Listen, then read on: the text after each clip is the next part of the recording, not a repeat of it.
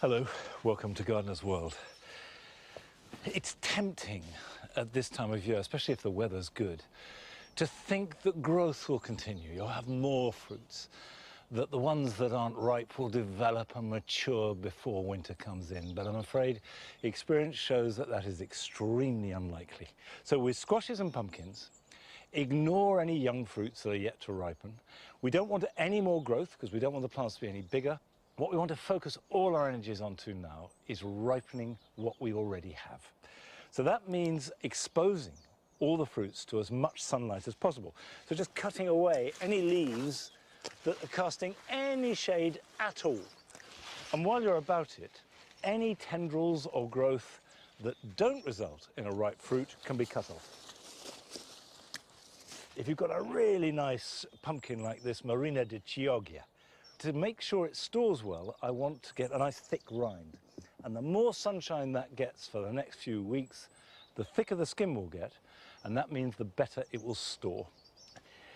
Now, I'd like to turn this over, and it means that that side will be ripened. These should get another couple of weeks of sunshine. I normally harvest round about the beginning of October, but the longer they can stay out in the sun, the longer they will store. Now, coming up on today's programme, Adam explores the gardens at Lowther Castle in Cumbria, which have been brought back to life in great style. The whole place is intoxicating. It takes you on this enchanted journey. And do you know what? I think I am in love. We meet a grower whose passion for dahlias has even taken over her house. I've got Small World, Goethe Twilight, all drying up here. I've got some more Cafe au lait here. And as you can see, I've just gone a bit bonkers. Toby visits an inspirational gardener who, over the course of a long lifetime, has turned a farm into a garden. Wow, this has a different atmosphere, doesn't it? Yes, yes, it is. You feel really quite small walking through here, don't you? And I shall be planting garlic to harvest next summer. Come on, bring your apple. Good girl.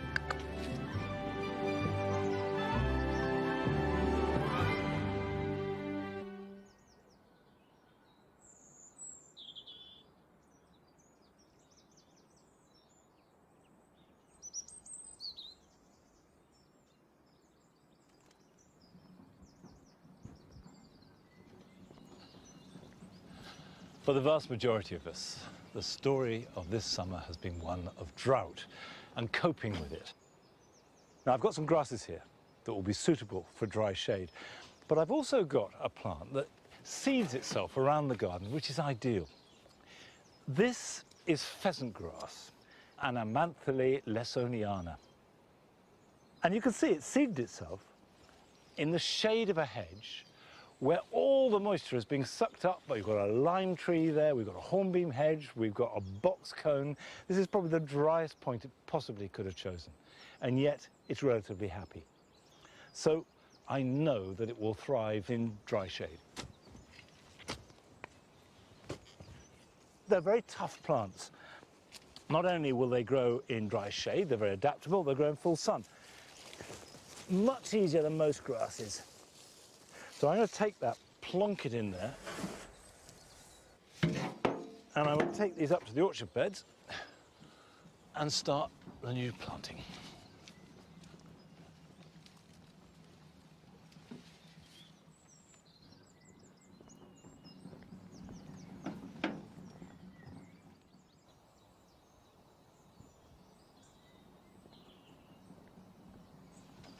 I've had a little time to take stock on the effects of the drought, and there's no question that these orchard beds have suffered most.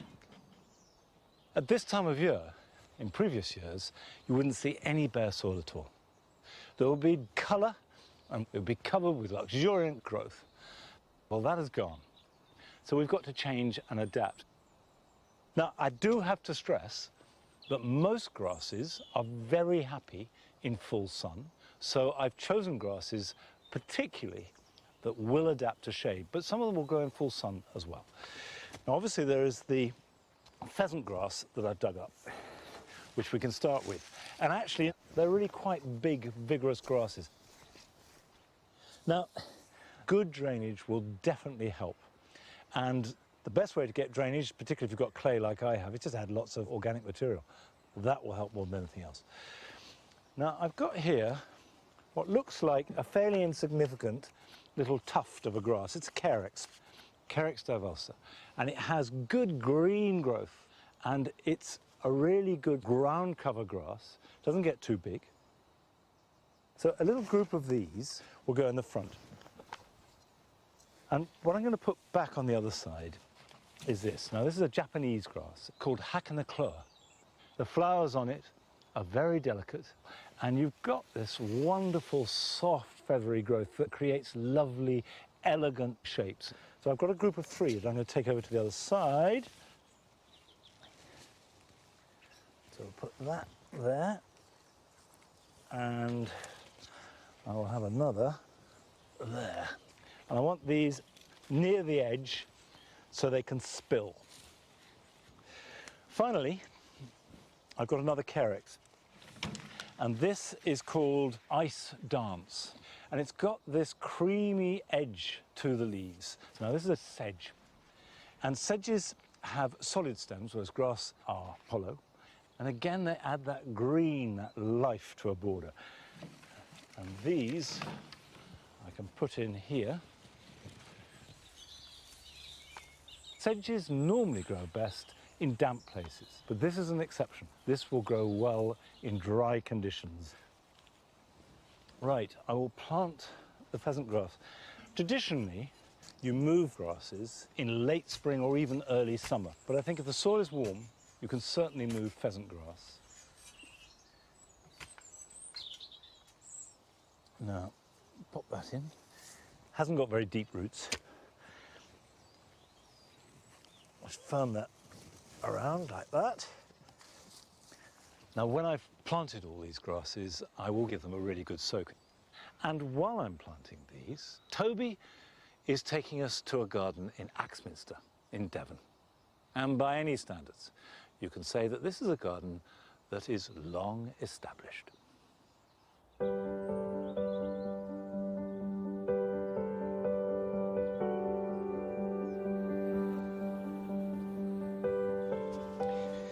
A week's a long time in gardening. During those 7 days, flowers can open and go over and go to seed.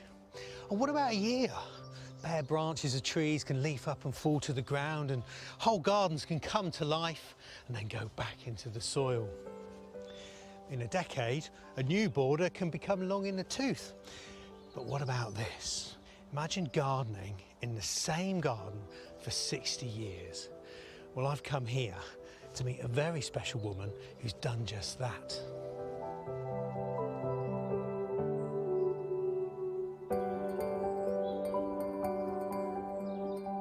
Mary Benger and her husband John moved here in 1959 to start a small dairy farm. And while John was busy working the fields, Mary gardened around the house. And as her passion and obsession grew, the boundaries of the garden spread across the farm. The farm is long gone, and today, where cows once grazed, there are 13 acres of beautiful garden. What a remarkable tree. Yes, isn't it lovely? Incredible. This is a native field maple, Acer campestri. I know it well, but the thing Yes. is, I've seen them in North America, acers, Yes. and they do this knobbly thing, but I've never seen it on a field maple here. No. So what was it like when you first came to this part of the garden? Well, this is an old Roman clay pit, and it was very full of trees and brambles, nettles. You had to hack your way through, and then you'd see a glimpse of something beautiful like this tree or some ferns and things. And Wow. it just struck me that I had to make a garden here, and so that's when I started down here. And did you tell John? He was quite happy for me to do this down here because there's no value to the cows or the farm at all. So he said, oh, you can do what you like down there. Yeah. But I don't think he really thought I'd spend the next 60 years planting, weeding, gardening.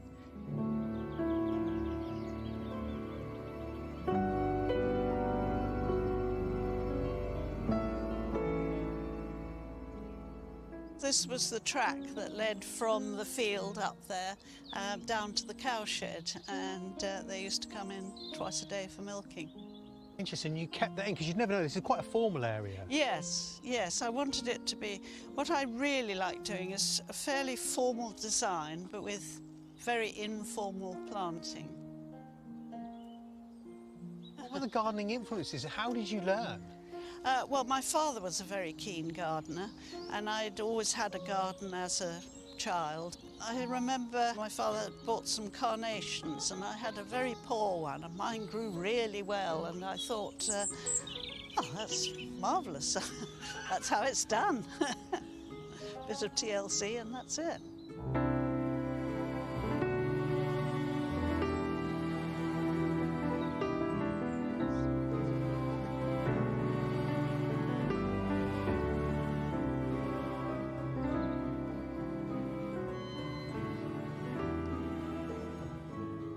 This is the Millennium Garden. Wow. Obviously, I built this in 1999.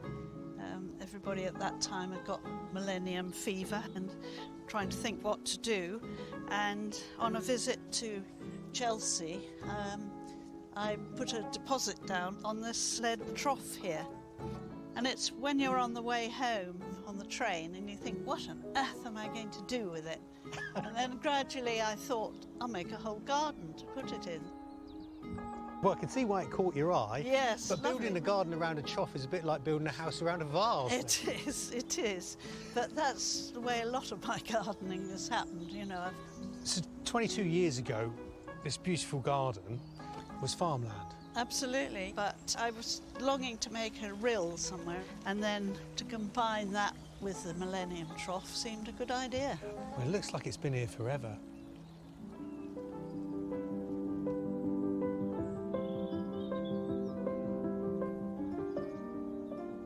When was it that you and your husband John stopped farming then? Well, it must have been about 30 years ago. It was really when the milk quotas came in. That was a happy day, I bet, because then John was free to help with the garden. Well, that's a bit of a joke. Enough said. He didn't, yes, he didn't really enjoy gardening at all. But of course, the great thing, although it was too small a farm to be viable, that converts to a large garden. Wow, this has a different atmosphere, doesn't it? Yes, yes, it is. You feel really quite small walking through here, don't you? You do. The whole idea was that when I planted it, you couldn't see out of it. And I think it's worked pretty well, really. Well, yeah, it's certainly got an intimate feel. Yes. Very exciting, sort of jungly. Yes. What's the story behind this garden? We call this our anniversary garden, and this was to celebrate being here for 50 years. Oh, the big 50. Yes. And the grasses themselves, what's the story with these? There was a nursery nearby that was selling up, and it was in the autumn, and most of the good things had gone, and I made an offer for what was left, and it was a mass of grasses. Yeah. Were the grasses labelled? I hope you don't mind me asking you They that. were, yes. Because you've got some tall ones next to the path, some shorter ones Yes. behind them. It's a wonderful sort of jamboree, really. Yes. Well, I particularly wanted some of the tall ones to be next to the path so that you actually have to go around a corner to see what's round there, really. Have you got any favourite varieties? Well, I particularly like this Miscanthus Morning Light Yeah. with the variegated leaf, because however tall it gets, it seems to stand up. The only thing about it is that it does flower very much later than the others. I mean, this garden is really tall at the minute, but it's a dynamic one because in winter it gets chopped right down to the ground. That's right. I bet that means you're good with the secateurs. It would be if I did them as secateurs, but what we do is bring in just a handheld hedge trimmer and then we set fire to them. How interesting, because I use miscanthus stems to light my barbecue. Do you? They burn, yes, don't they? They burn really well.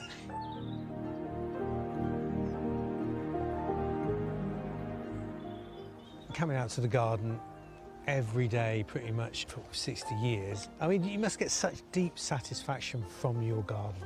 Yes. Do you feel at peace because of it? I mean, Oh, absolutely. There's nothing like going out into a little bit of quiet garden and weeding or planting. And I hope it's a tranquil garden, and I hope that other people get the feeling of tranquility that I have over the years.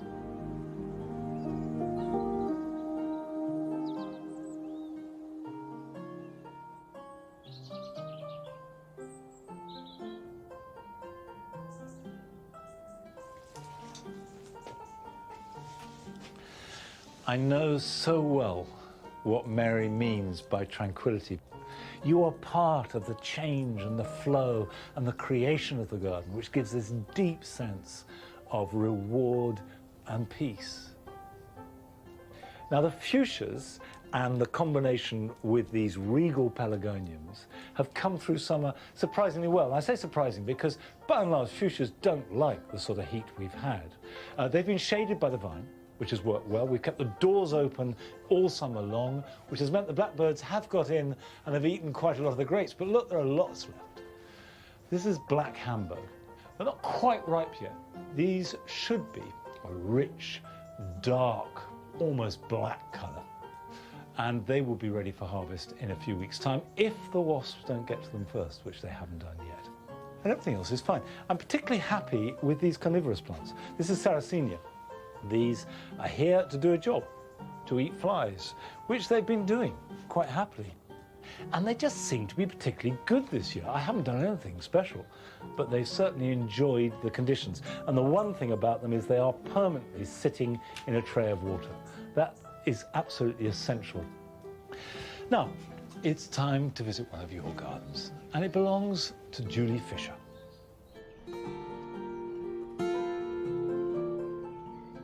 Hello, I'm Julie, and welcome to my little garden in Wirksworth, Derbyshire. My garden's really special because it's so small and it's got a lot in it, far too much probably. There was a flower bed at the bottom of the garden and a lilac tree, but that was about it. So we made a bigger flower bed and just tidied it up really. One of the challenges of a small garden is obviously space. We've tried to use hanging baskets, and we've also got some troughs on the wall. There's not room for a pond, so we decided to have a water bowl. It's doing quite well now. It's got 3 water lilies, which I'm really thrilled about. But also the birds sit on the side, just having a little drink, as does the cat. I like trying to grow things in pots that people tell me I shouldn't, and I've had some successes with that. It's like another room to the house to me. I'll come out here early in the morning with my cup of tea, and the bird song and the dawn chorus has been absolutely amazing and something I've never experienced before. To me, it's just my feeble attempts at making a little garden that's beautiful to me, but other people seem to really like it too, and it makes me feel really proud and happy.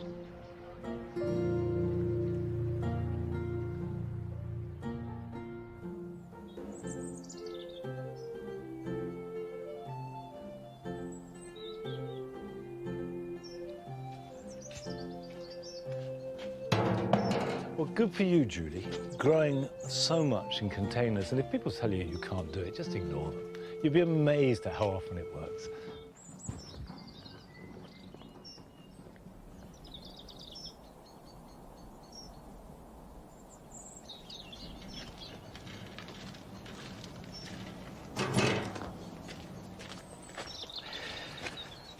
These leaves that look in a dire state are the leaves of Crocosmia lucifer. And in fact, this browning is caused by red spider mite. Red spider mite is something you normally associate with greenhouses. They like hot, dry conditions.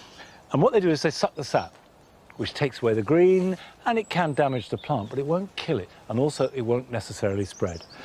In fact, I want to lift the plant, divide it, replant some, and move it. It's a good idea to divide Crocosmia about every 4 or 5 years. First thing I'll do is cut the foliage right back.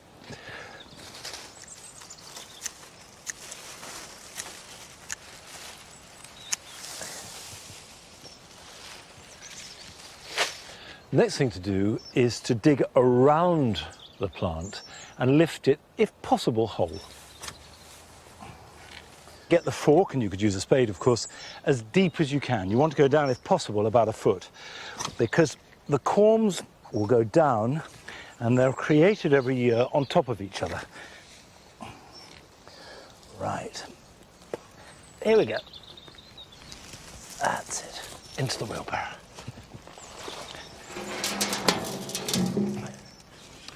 Crocosmias flower best if they're slightly compacted, so you don't want to break out all the corms and plant them individually. So I'm just going to divide it into two and just simply go down in and force it apart. There we go.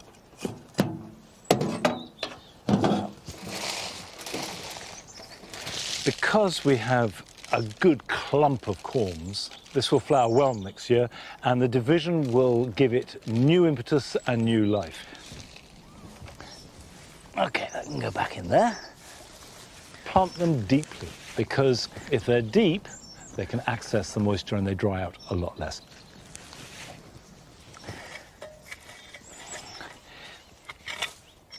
I'll water that in well, and that'll be absolutely fine. And the other half I'm going to put round the corner to give myself another splash of that lovely rich vermilion you get from Crocosmia lucifer. However, don't cut back the foliage if you're not moving them. Let it die back naturally, and that will feed into the corms for next year's flowers.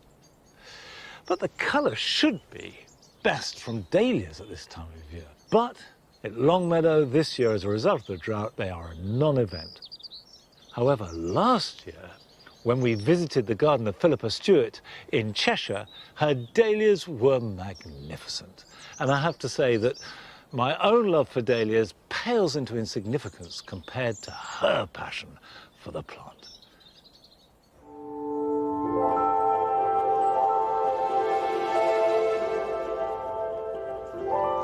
Well, I first started growing dahlias because I needed to have some late summer colour.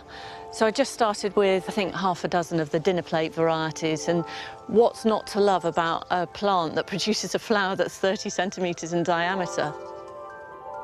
And then once I started looking into it, I realised there were thousands and thousands of different varieties, all different shapes and sizes. Well, that was it, then I was hooked.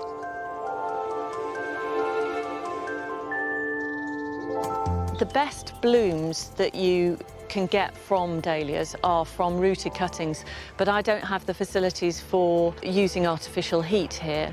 So I increase my stock, as it were, by dividing my dahlias as much as possible. Each season I've stored the dahlias in wood shavings, so at the end of March I get the tubers out, I'll divide them, pot them up and bring them on in the greenhouse. And then at the end of May, I plant them out into the field when the chance of frost has gone. So at that point, I'll add a bit of fish blood and bone meal to the planting hole, and I'll also mulch the plants again as a way of keeping the moisture in, keeping the weeds down, and providing a little bit of extra feed for the dahlias. Once they start to flower, I will then feed with a foliar spray of liquid seaweed, and that helps to promote the blooms.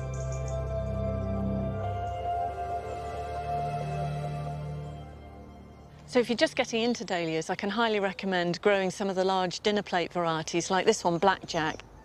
Such an architectural plant. It's got fantastic colour to the stems as well and to the foliage. A plant like this you could grow in a pot as well. You don't need any fancy equipment to grow dahlias. And there are lots of other dinner plate varieties. The best known is Café au lait, beautiful subtle colouring. But there are some really dramatic ones as well, like Great Hercules, the kind of thing that can get you absolutely hooked on dahlias, basically.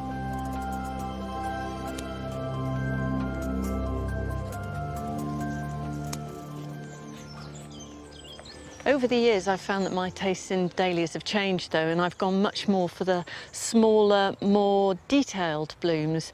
Something like Sweet Natalie here has got such a lovely, subtle colour to it. Senior's Hope is fantastic because it goes with so many different flowers. Or even something like Jasudi Mercury here, which has like an inner glow to it. And look how wonderful those three look together. Oh, love it.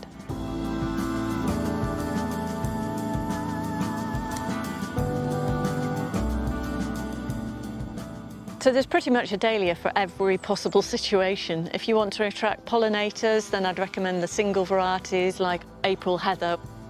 And for vase life, I think I'd go for one of the medium ball varieties like Cornell Bronze.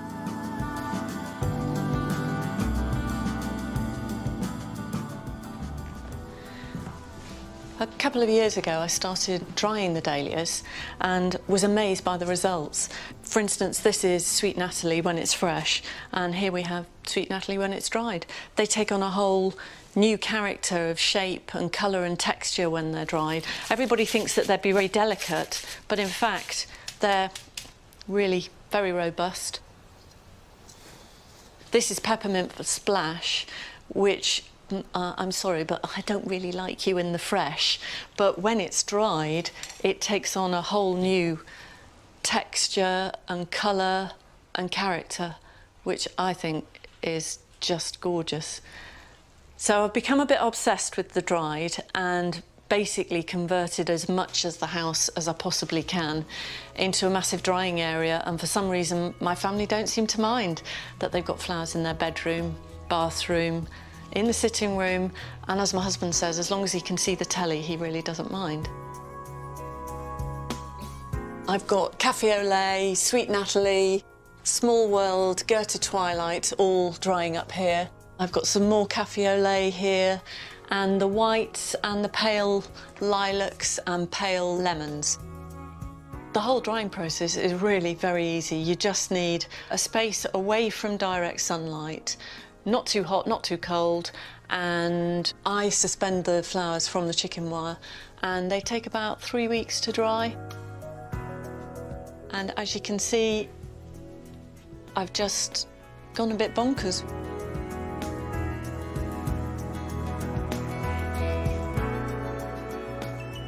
So they do have a way of getting underneath your skin, dahlias, and once you get into the thousands and thousands of different varieties that are available, it's mind-blowing, but what a joy.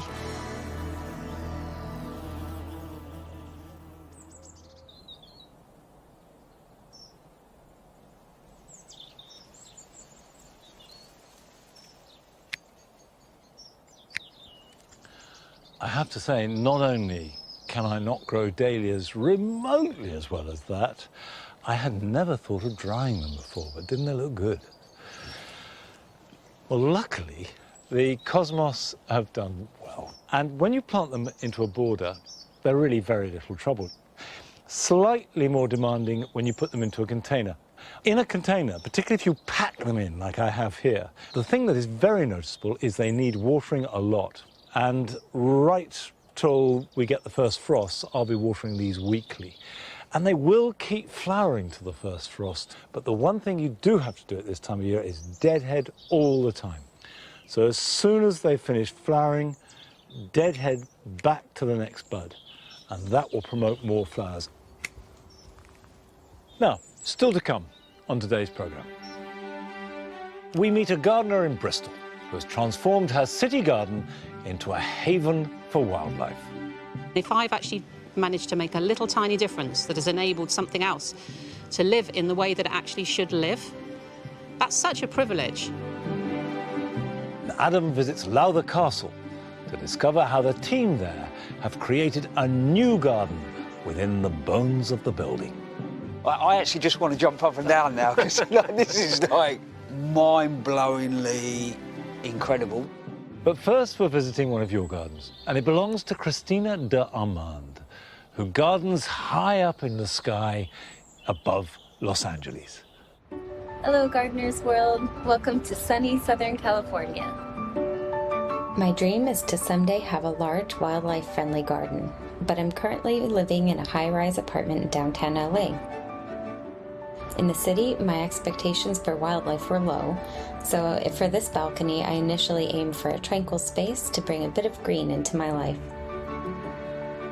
I soon started noticing some visitors, like this brave bee who flew up to the 38th floor, and this impressive red-tailed hawk.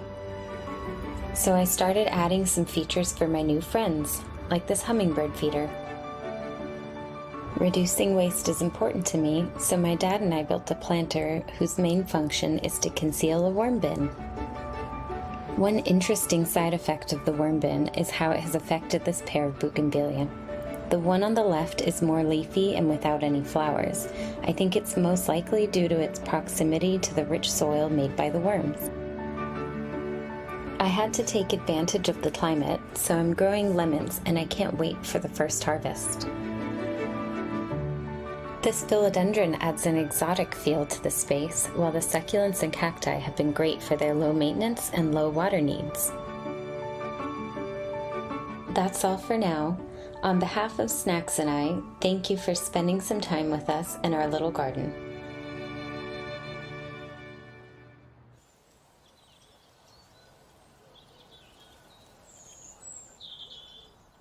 Well, thank you very much indeed, Christina. That's probably the loftiest garden that we've had on the programme. And how wonderful to have hummingbirds and red-tailed hawks just appearing on your balcony. Fantastic.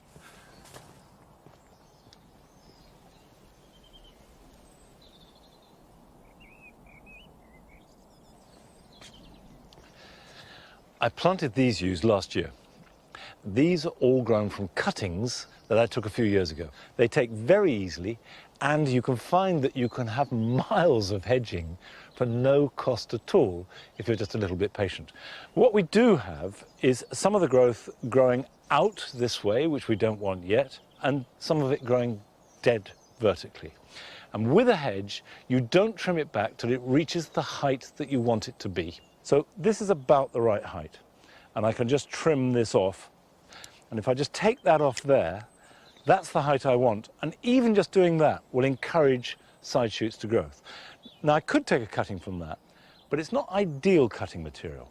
By and large, I tend to like to take longer growth. So if I cut back, the shoots that are growing outwards in this direction, like that, that is potentially very nice cut material. There's no magic shape you're looking for, but what you do need is enough of a stem and also a bit of last year's growth attached, because that will make them much more durable. They'll be slightly slower to strike roots, but they're much easier to look after.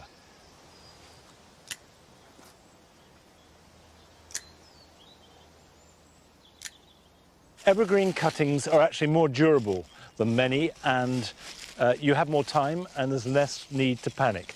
But it doesn't hurt just to protect them in a bag and then put them into some soil as quickly as possible.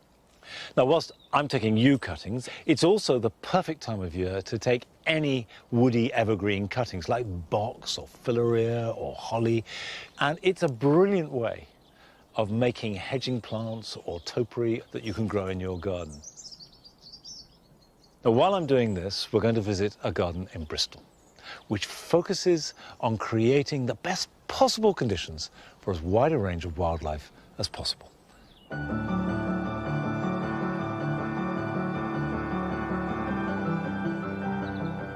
My garden brings me so much pleasure. It's just somewhere that I can just feel completely safe and comfortable. And every time I wander around it, I discover something new. And if I've actually managed to make a little tiny difference that has enabled something else to live in the way that it actually should live, that's such a privilege. I just try and do the best I possibly can to get as many different creatures to enjoy it. My name's Christine Griffiths, and this is my little piece of paradise. We moved here 24 years ago, just a typical suburban new build estate. When we moved here, there was nothing, apart from the lovely mature trees behind me here. All there was mud. This garden has been created entirely on a budget. I've actually bought very, very few of the plants that are here. The vast majority of them come from seed that I've collected, and I always bring a little bit of a memory plant from wherever we've lived before. And this garden is also full of memory plants from all my relations, my grandparents, my dad, my mum, my mother-in-law, and lots of friends. One of the plants that does really well in this garden is this. It's a type of yarrow. It has these lovely pink flowers now, and then they fade to purple in the autumn, but it's fantastic for pollinators. Bees and hoverflies in particular love it. I've grown this just from a tiny little plug plant, and as you can see, it spreads really easily. And then another one that I really love is this creeping Jenny here, with these lovely bright yellow flowers. Again, it's really nice for pollinators. It's a great ground cover plant. I think people have got this miscomprehension that a wildlife garden has to just be a mess and everything just has to be left to grow. And that's not the idea of it. You can still encourage nature and do a wonderful job and help everything that's going on by being tidy. I am very tidy. I've got my grass cut very short in places. I've got my neat edging and things like that. But then I've also got these areas that I've let do their own thing. This lovely bush here is actually privet, which I think is a very underrated plant. What I've noticed about this one is since I've cut it into this shape, I'm getting more and more flower on it, so more and more pollinators using it. It now has black berries that are in the autumn, and wonderfully, we actually have blackcaps in the garden. In fact, last year we had a pair, a male and female blackcap, so a really good example of a very underrated plant, which is fantastic for wildlife. This is my meadow area, and I think it's probably the one thing that I've done that's made the biggest difference to the garden. It's got a huge variety of different plants in it, most of which I've actually just put in here from seed. My meadow has made the most incredible difference to my garden, it really has. Even if you've only got a square metre that you can use, that little square metre would make such a difference. This garden attracts a huge range of different wildlife, from tiny insects through to a large range of birds to some really quite surprising mammals. We've got a trail cam that we put out at night now, and that means that we can actually see what's been going on in the garden when we're tucked up in bed. There's a really cute little fox cub that comes through here, has a bit of a look around, really inquisitive. And they're coming through the hole that I've made through the hedge. But the most surprising thing that happened here was I made a little tunnel for hedgehogs to come through, and that wasn't what I attracted. After I'd made this little tunnel, I woke up in the morning, looked out the window, and all the rocks were blasted all over the lawn. And so we put the camera out and had a look, and much to our amazement, it was a badger. And it wasn't just one badger, it was multiple badgers. And that was the most amazing thing, to actually see badgers in my garden. It's such a privilege to have them, it's wonderful. One of the things that I've found since we have been lucky enough to have the badgers coming into the garden is that I definitely have less snails and slugs. Lupins are one of my favourite plants, which I'd actually given up growing. But I'm finding that I can now grow things like that again because I've got the badgers and things coming in which appear to be eating the snails and slugs.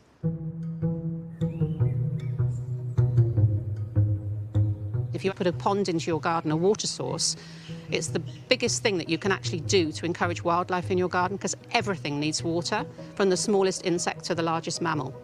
And if you build it, they will come, is the phrase, and it absolutely is true. Mostly newts and frogs in here, but also the foxes drink from it, the badgers drink from it. We've seen mice drinking from it in the past. What I'm doing here is I'm removing some of these water lily leaves because this isn't a particularly good environment for this water lily. It's a bit too shady.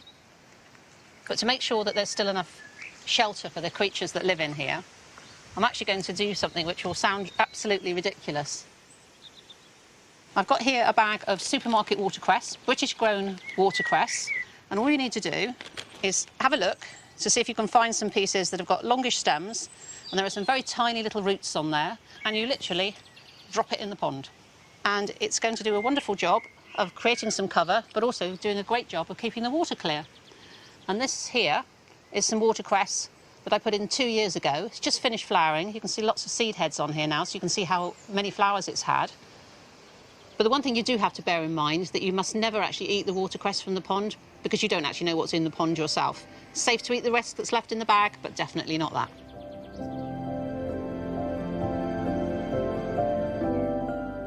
You don't need a big space to make yourself feel happy if you just connect with what's around you and connect with nature. I think it's hugely important, and it just makes me feel really happy.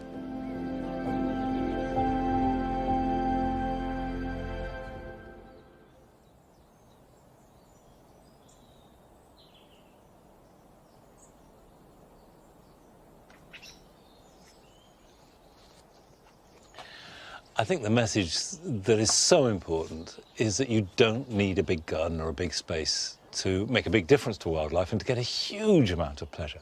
Now you can see I've done one pot with cuttings, and you can see I've placed them around the outside and buried them full length in a very gritty compost mix. The important thing is it's well drained.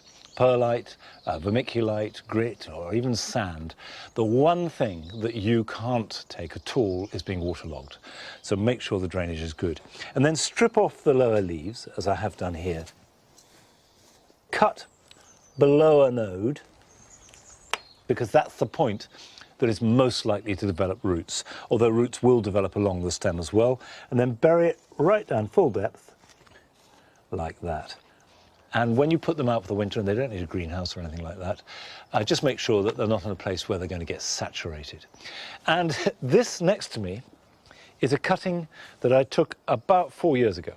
It just shows you what's possible. That has grown exceptionally well. And if you just get into the rhythm of plants like yew or box and stick with it and be patient for a year or two, before long you find you've got scores of really good plants for free.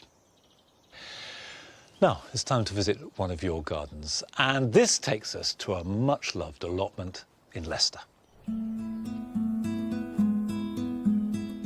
Hi, my name's Lisa Cipriano. I've been at my allotment all day today and I'm extremely dirty.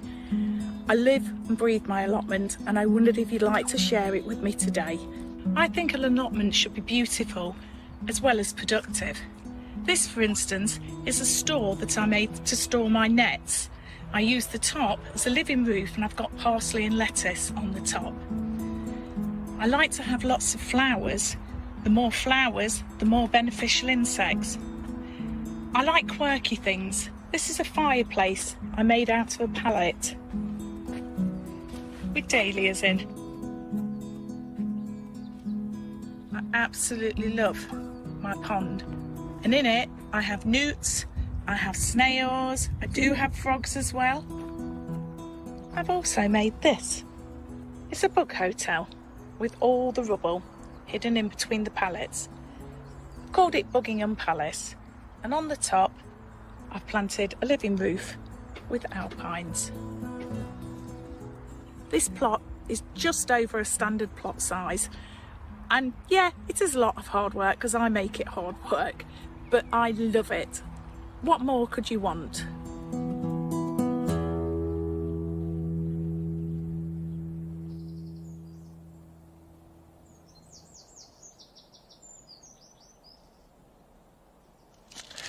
I like the way that Lisa is using her allotment for delight, as well as just sort of pragmatic nourishment. I think the more they can be used like that, the better. I'm preparing some garlic to plant. I do like to start getting garlic in the ground in September and do a further sowing or planting in October and even November. It's a good idea to get them in the ground by Christmas, because they need a period of cold in order for the cloves to form. If you put them in too late, what you can find is they grow, but you just have one solid bulb rather than being divided up into cloves.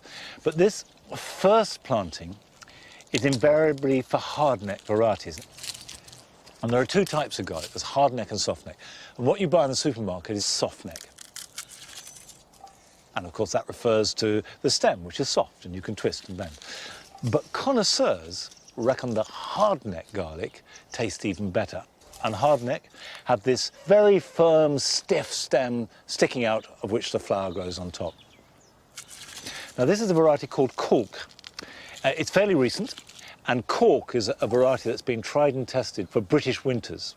The cloves are actually all really nice and big, and the reason I'm breaking it up is because you plant the cloves, not the bulbs, and you only want to plant big cloves, because the bigger the clove, the bigger the bulb. Now you may remember that last week in this raised bed I sowed some spinach, and in that week the spinach has already germinated and we've got rows of it. And I'm going to use the space between the rows to grow garlic. Now there are two things you need to bear in mind when planting garlic. The first is pointy end up, and these need to be planted with at least the height of the bulb above it with soil. And plant them about 9 inches to a foot apart. And the idea is that these will appear in about a month's time or so, and they won't grow a lot over winter, but the spinach will. So I'm going to harvest the spinach all over winter while the garlic is gently establishing. And the garlic will really start to grow away about next April, by which time I will have taken the spinach out, and then the garlic can have the bed to itself. A raised bed is a really good way to grow garlic because they do like rich soil, but also good drainage. If you've got very wet ground, you can grow garlic in containers, but they do need to have at least 6 inches between the cloves and also give them room for the roots to grow, and then you get a really nice big bulb which will give you lovely plump cloves. The other option is plant each clove in a small pot, grow it on, doesn't need to be indoors, it can be left outside, and then next spring plant it out where it's to grow, but ideally get them in the ground if you can.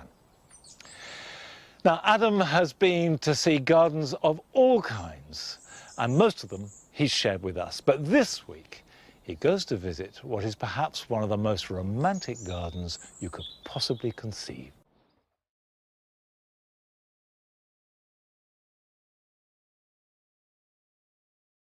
I've come to one of the country's wildest and most exciting gardens. It's a place I've been wanting to visit for a very long time.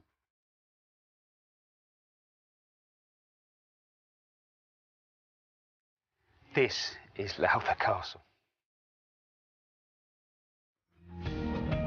Lost to the wilderness for nearly a century, the remarkable gardens here at Lowther have started to re-emerge thanks to one of Europe's biggest restoration projects.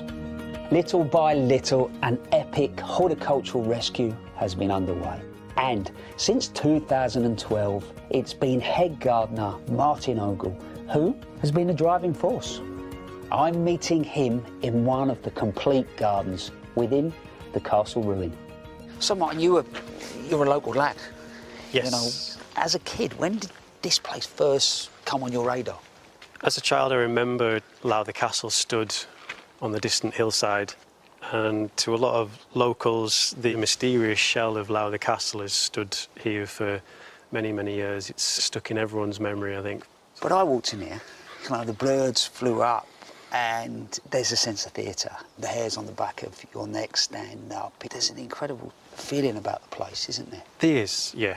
Overall, I mean, what we aim to do with the planting is just to create this unique atmosphere and sense of place. It's not big on colour, you know, it plays with texture, foliage, and there's a calmness to the place. But you sort of look around it, you know, in its day, this must have been some place. How did it end up like this? It's quite a long story, to be honest. It really is. The last occupant of this building was a chap called the Yellow Earl. I've read a little bit about him. He sounds, to be fair, he sounds like he'd be a great fella to have a night out with. Yes, yeah, I imagine so, yeah. You know, very much entertained the rich and famous here at Lowther Castle, led a very, very extravagant lifestyle, and he was also a keen gardener as well. At that time period, early 1900s, the gardens here at Lowther were at the height of horticultural fashions. Towards the end of the 1930s, the Lowther estate could no longer afford to bankroll the Yellow Earl's lifestyle, and so the Yellow Earl was removed from the castle, and the garden was last opened to the public in 1939. As Lowther fell into decline, Bruce Crops pig farms were installed, until finally a trust was formed and employed designer Dan Pearson to retrieve and reimagine the gardens. The romance of the castle-ruined garden is matched with the parterre, which has been sublimely planted to give the appearance of a threadbare tapestry. Elsewhere, other remnants of the past have been given new life, like the magnificent rose garden, laid out like the folds of a flower. But there's still much to do, including areas only recently cleared of spruce, like the rock garden. I actually just want to jump up and down now, because this is like, for me, mind-blowingly incredible. What was it like for you when the trees got cleared? It was the big reveal, really. We removed all of the trees, leaving just the broadleaves, and that's when we got a full idea of what we were working with in here. So I know, you know, we talked about Earl being extravagant and whatever, but you don't go to this level of detail and work without caring about something. He must have loved gardening. Absolutely, yeah. This was his showpiece. This was one of the gems of the garden. We know there's a collection of trilliums that come back every year that have survived the 90 years worth of neglect and buried by nature, and they still thrive in the corner of the rock garden. Yeah. And we know that the Yellow Earl brought those back here to Lowther Castle from a trip to Canada many years ago. And how are we going to sort of, say we, like I'm staying now, obviously, as you can see, but what are we looking to put back sort of botanically? We're using a whole host of you know, bulbs, perennials, grasses, ferns, to just play into that effect of that atmosphere and sense of place within this garden.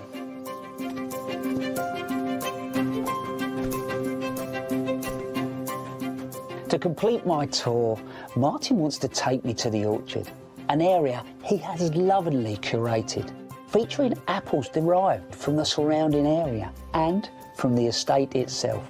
There's even a variety called Yellow Earl. Apart from the fact that we obviously hope this tree behaves an awful lot better than the Earl himself, yeah. what is it bringing to the party that's going to make it special? That heritage, you know, and that connection with Lowther and the garden, it's kind of icing on the cake, as it were. You know what I'm going to ask, don't you? Yeah. Can I? Is Of that all course right? you can, yes. Are Yeah, you by sure? all means, yeah, yeah. I don't want you talking about me when I'm gone. So he walked in here, and what he did is he started pinching our apples.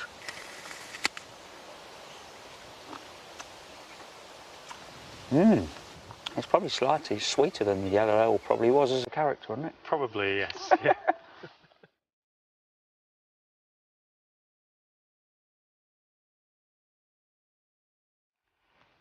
I'm now in the new rose garden, and I think what's special about this place is it's not stuck in the past. It's evolving and it's moving forward, but they're doing it in such a gentle, calm way. The whole place is intoxicating. It's not just the smell of these roses, it takes you on this enchanted journey. And do you know what? I think I am in love.